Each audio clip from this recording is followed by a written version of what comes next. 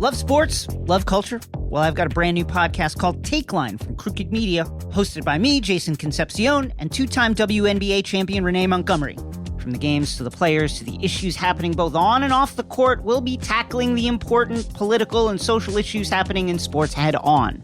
New episodes drop every Tuesday, so follow and subscribe on radio.com, Apple Podcasts, or wherever you get your podcasts.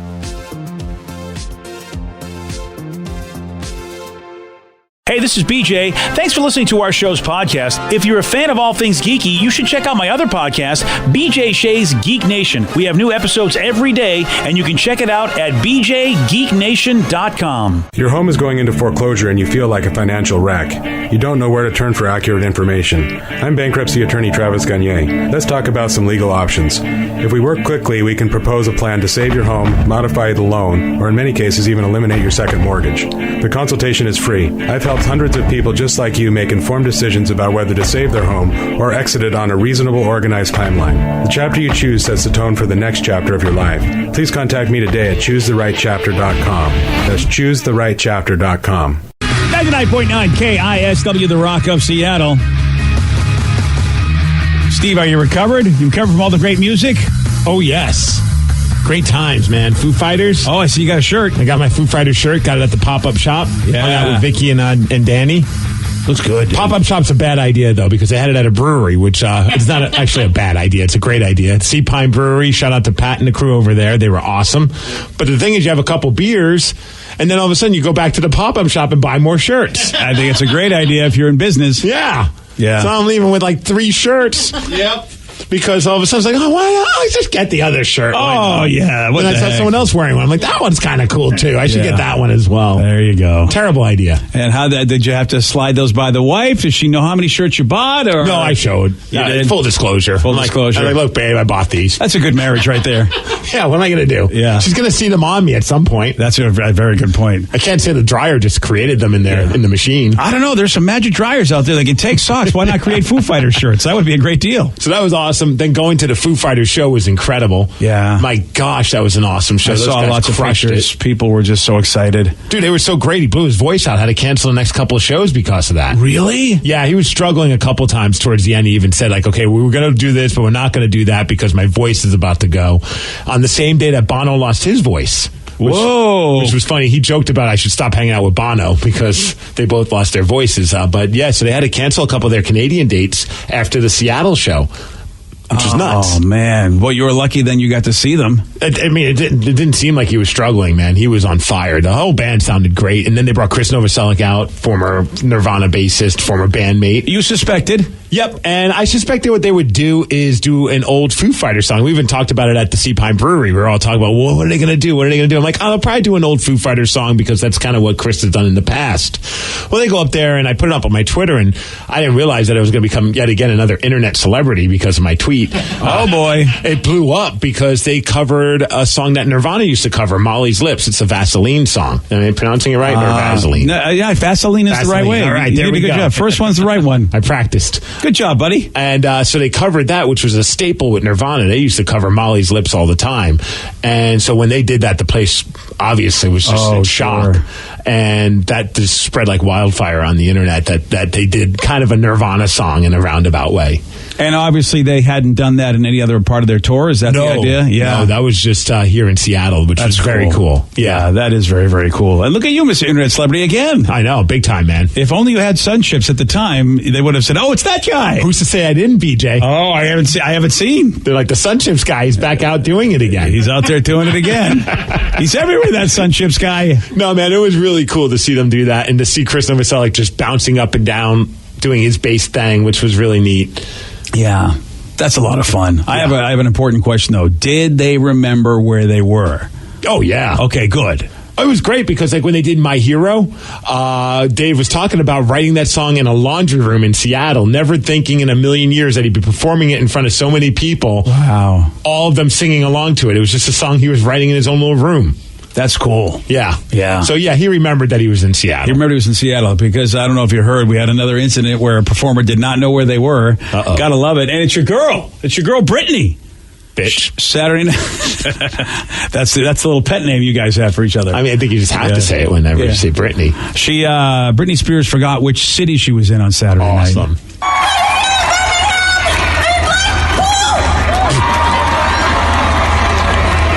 Whoops. Wow. Don't they put it on their set list? Like, I know a lot of bands do that. They'll just write in big letters, Cleveland. Yeah, why wouldn't they? You're absolutely right. That's a simple thing. You know me, if I was the guy, I'd be like, guys, we're going to do this every time because I don't want to look like an idiot. Because that's always a fear. Like, whenever we do, like, those stage announcements, my biggest fear, especially at Pain in the Grass, is that we're going to announce the wrong band. Yeah, I had that myself. I was going to say, I'm wondering if she has one because she's always dancing around, running around. So where would they put it? I don't know if they have like a set list because most bands stay in one general area. That's a good point. That happened to me, Steve, because you did that to me at Pain in the Grass where I thought you were going to announce the band. And I was, had a couple of beverages and I remembered that it was Bush. I thought it was Bush, but then you said, all right, so here we go. And BJ, who's it going to be? And I'm like, oh, crap. I hope it's Bush. I like Bush. Yeah. Because that's all I remembered. And I thought, because I thought I was done. I was like, all right, I'm saying what I'm saying. And here he is, Steve Miggs. And you're like, hey, this is happening, that's happening. And then you threw it back to me and I thought I was we done. talked about it beforehand. I said, you're like, I'm going to say hi. I'll do all the sponsors, rally them up again, and then I'll hand it back to you and you'll say it's Bush coming up. Oh, I totally forgot that. I should stop having these conversations when you're drunk. Exactly. Right? I totally forgot that. I thought you were handling the whole thing. So when you said, and BJ, who is it? And I'm like, yeah, who is it? Who is this band? Another cool band. Yeah. It's a band we all know and love. Well, most of you know, I don't. But so I said, well, I'm going to say Bush, figuring you'd correct me if I was wrong. Oh, that would have been awesome if you were wrong. Oh, no, it wouldn't have been. It would have been fantastic. It would have been great for you, yeah. Who's coming up? Metallica. By the way, poor Britney, not the first time it's happened. She played a festival called Brighton Pride in England this year and forgot where she was. She had to turn around and ask a backup dancer for the name of the place.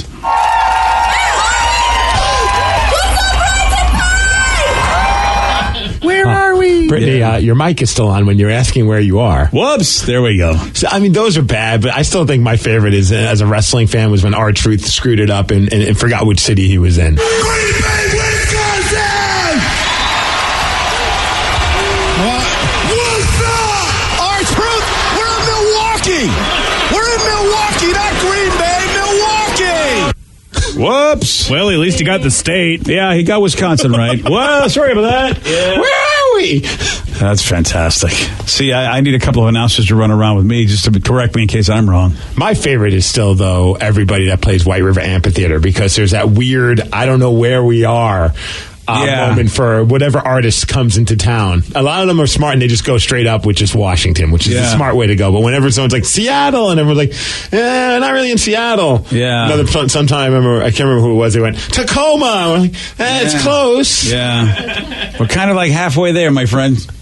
Yeah. I don't know. I'd say Seattle, Tacoma, what's up? Maybe I'd do that. Is that still bad? That's stupid. That's stupid? Wow. Can't make Steve happy. Maybe I would say SeaTac. Washington. Just say Washington. But Washington's a big state. Oh, my gosh. Yeah? All right. People. I guess you could say Washington. People would respond to that. See, this is why you need to be a band that has like a certain type of fan base. Like Lady Gaga has her Monsters or Little Monsters, and I think Slipknot's got the Maggots. Exactly. So you just need to create a nickname for your fans, and that way you're never wrong. And at what point do you leave a concert and go, that was a good show, but they never said hi to us in what state or city that we're in? Yeah, it's always been that always bothered me. I went on the internet immediately. Yeah. I complained. Motley Crue are great, but they never said hi to Seattle. I'm going on Facebook right now. Worst show ever. Yeah. Got to talk about this meteorologist that's in trouble with the law. Why? Well, for beating up a news anchor. Oh, yeah. Steve's got the news for you. He's going to tell you about it at 6:17 on The Rock. BJ and Migs, mornings on The Rock, 99.9 KISW. 99.9 KISW, The Rock of Seattle. Most fifth graders have a better grasp of the English language. Unfortunately, there aren't any available this early in the morning. This is News with Steve Miggs.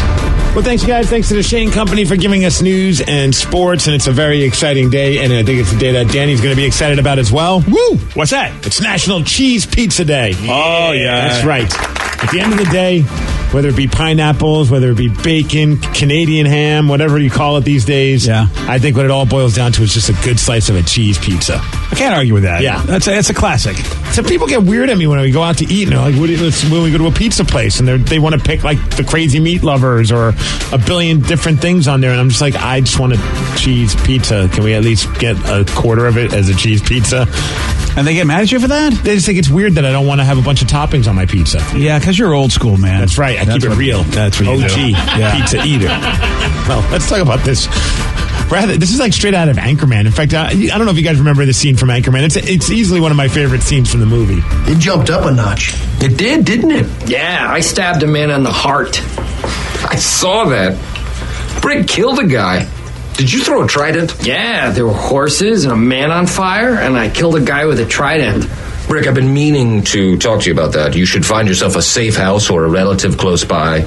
Lay low for a while because you're probably wanted for murder. And that was after they had that battle with the other news teams. Yeah. Well, this is like a real life issue when it comes to like art imitating life, I guess, or life imitating art. A woman named Erica, she's the anchor at WSAZ, which is an NBC affiliate in Charleston, West Virginia. And there's a woman named Chelsea that does the weather. She's the meteorologist for the news crew.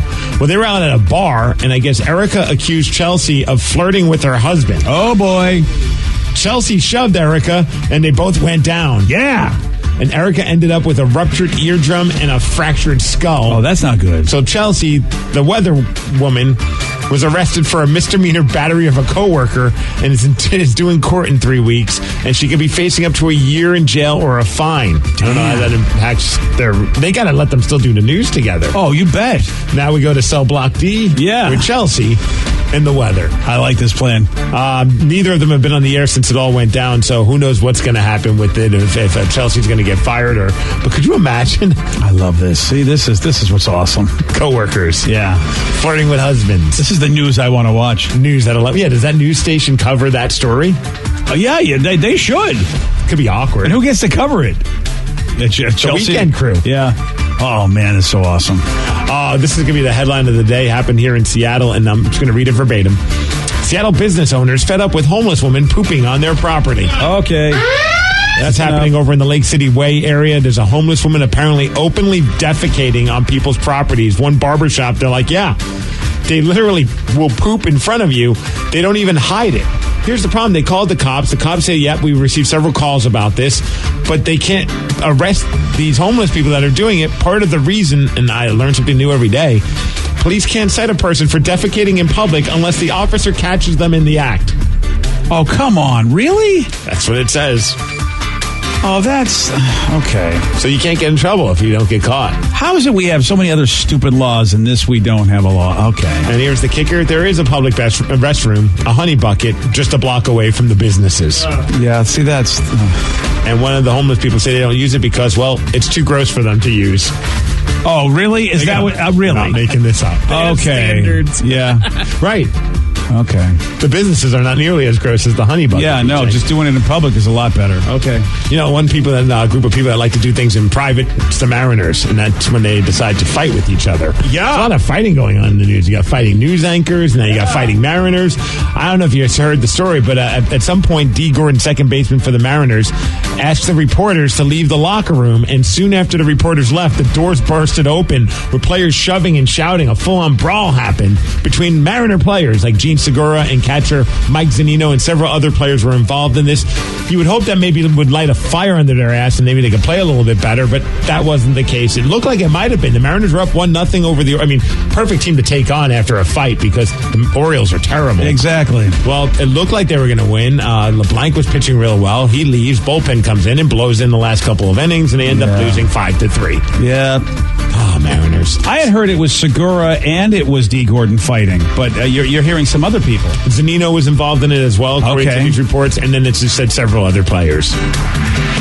See, this is the frustrations of a season right here, man. Well, there's still hope, man. There's still 5.5 games back. No matter what, they continue to stay 5.5 games back of the wild card spot with the Oakland A's, and they still got to play them 3 times. Yeah, they got a big series with the Yankees coming up this weekend, too, and the Yankees are like the second best team in baseball, so that's not going to be easy. Let's pretend that series doesn't happen. Okay. until it happens. And then it goes downhill. Well, anyways, they're playing again today against the Baltimore Orioles. Maybe they could figure it out, and that game is at 7:10. You could go to the game or watch it on Root Sports. BJ, I know you're big into WNBA now. Oh, you kidding me? I mean, it was a big game last night. Did you watch it? No. Wait, I thought you said you were like last week you're all about the WNBA. Yeah. They have a big game, the game that decides whether or not they're going to the WNBA finals. You're right. You didn't watch it. I became a Fairweather fan, and then I'm off the bandwagon again. I mean, Sue Bird played a game so well to the point where LeBron James tweeted, "You're a monster." Wow, that's a hell of a game. She scored 14 of her 22 points in the fourth quarter and helped the Seattle Storm beat the Phoenix Mercury 94-84, and they're going to the WNBA finals for the third time in franchise history. Oh, good for them. And she did it with a broken nose. That's right. Damn. Bird played with a broken beak, everybody. Hey, I see what you did there. Sorry. Game one? Come on, you got to watch game one of the finals. It's, the Mystics? Yes, the Washington Mystics. Okay, I knew that. Game one this Friday in Seattle. Get your tickets, BJ. All right, got to get them done. I can't believe you said you were a fan. I was for a second. I wasn't even going to talk about this. I brought it up because I was like, oh, BJ's a fan. This will be fun. Well, I think we should talk about it. I mean, they are in the finals. Wow. I like this text. Somebody said, thankfully nobody landed a punch in that Mariners fight because the Mariners cannot hit anything. Oh! Yeah. Talk about that's about right. The U.S. Open, big tennis stuff going on.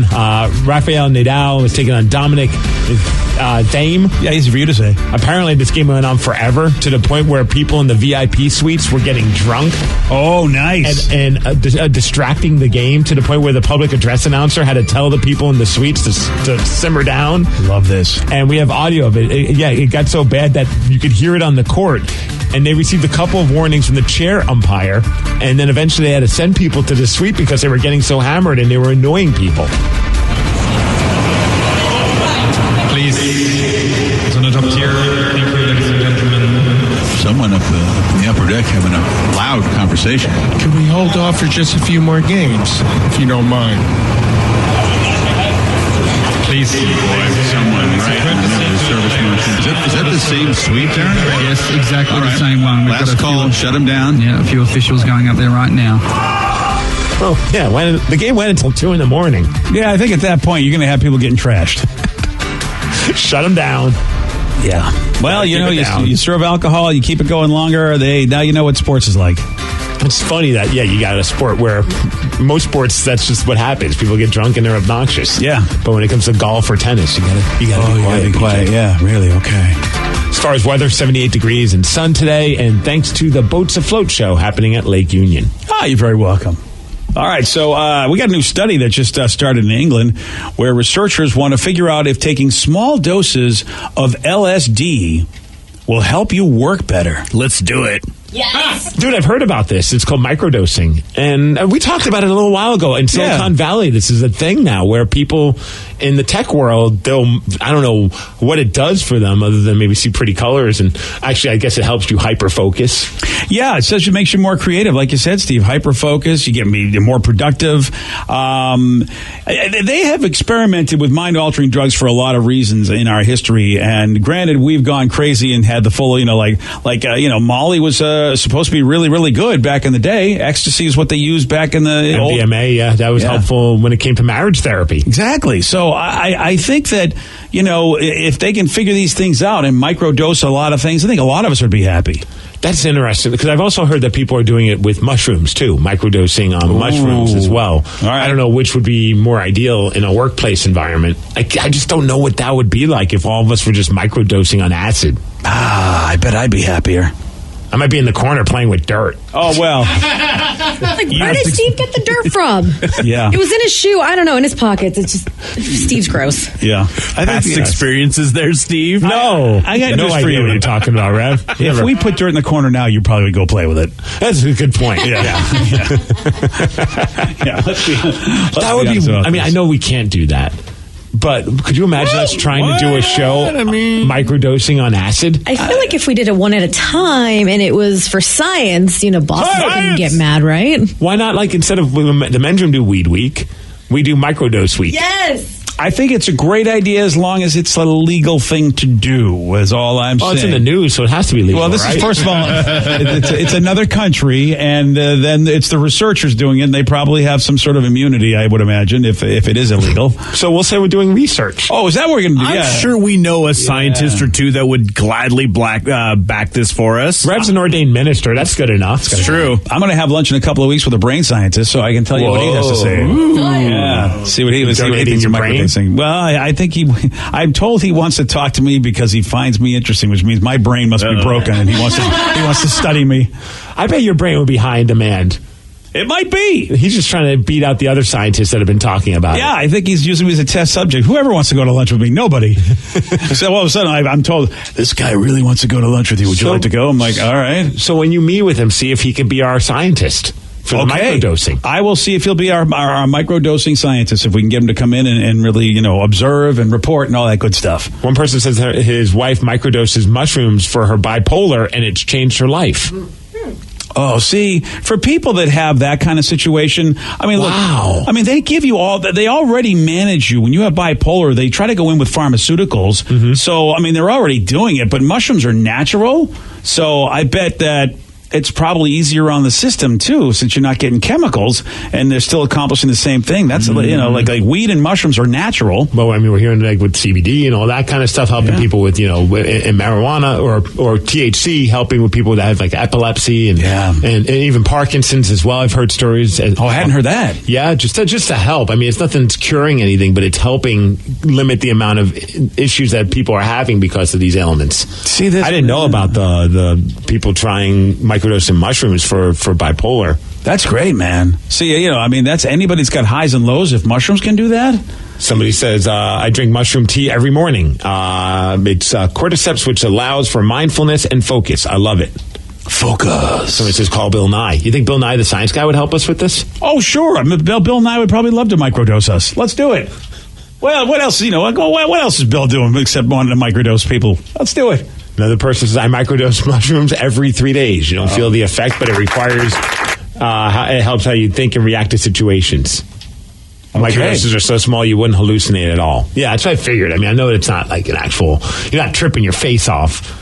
And I would imagine the same thing with LSD. All it does is just, it's interesting because I took a thing called Wachuma, which was a supposedly, it depends on the person, but when I was in the Amazon and we did the ayahuasca, they had us do this thing called Wachuma first to get us ready for the ayahuasca. Mm-hmm. And I wasn't tripping and wasn't seeing visions, but I was like really hyper alert, hyper focused. So I wonder, if again, this Wachuma is very similar to what we're hearing about with microdosing of LSD or mushrooms. Is Wachuma also, I heard that one, some people have gone there to use it to get off of hard drugs like heroin. That and ayahuasca people have tried to do it. Yeah, which is crazy to think that you're going. I know it's not quote unquote a drug; it's a plant and all that. That how it's done is different than a recreational way, but it's still interesting that you are taking a drug to quit a drug. Yeah, dude, it's amazing. And I've heard so many stories from people who swear that my life was turned around when it came to substance abuse because I did either the Wachuma or I did the ayahuasca. Some people got their asses kicked by the Wachuma and the ayahuasca didn't affect them, but for most of us, it was the other way around. It's funny how the body works. Yeah. Either way, man,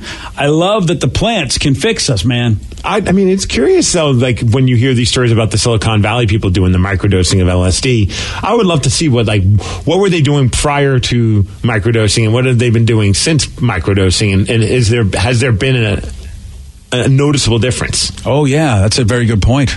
There's some strange cats down there in Silicon Valley.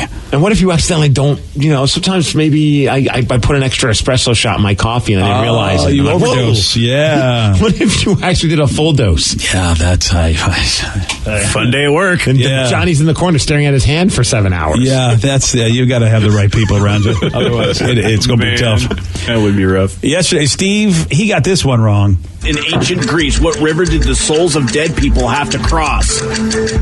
Oh, the Dead Sea. No. The Caspian River? No. The River Kwai? No. And now you know where the Mr. Roboto band got their name. It is the River Styx. See that, Steve? It's a very hellish river, I think. Tomo arigato. Yeah, the Mr. Roboto. There you go. Anyway, you want a shot at beating Steve? You got it. 206-421-ROCK. We're playing Beat Miggs at 647 on The Rock. Today's podcast was brought to you by Travis Gagne, bankruptcy attorney. He's here right now and has agreed to answer more of your questions about bankruptcy. What's the difference between filing for bankruptcy and credit counseling? Credit counseling is a useful process in some circumstances, but it does show up on your credit. In fact, from a credit scoring standpoint, credit counseling shows up just like a bankruptcy, so it's going to affect your credit as negatively as filing bankruptcy. In credit counseling, the idea is that a credit counselor works with your creditors on your behalf to try to lower interest rates or work out payment plans with your creditors to pay back your debt over time. In credit counseling, you almost always pay back 100% of the debt, sometimes at lower interest. And of course, some creditors will participate in that process and some won't. So you're usually left with kind of a mixed result with credit counseling and, of course, a high payment. Thanks, Travis. If you have more questions about bankruptcy, you can reach out to Travis anytime at ChooseTheRightChapter.com. That's ChooseTheRightChapter.com. Thanks for listening. Love sports? Love culture? Well, I've got a brand new podcast called Take Line from Crooked Media, hosted by me, Jason Concepcion, and two-time WNBA champion Renee Montgomery. From the games to the players to the issues happening both on and off the court, we'll be tackling the important political and social issues happening in sports head on. New episodes drop every Tuesday, so follow and subscribe on radio.com, Apple Podcasts, or wherever you get your podcasts.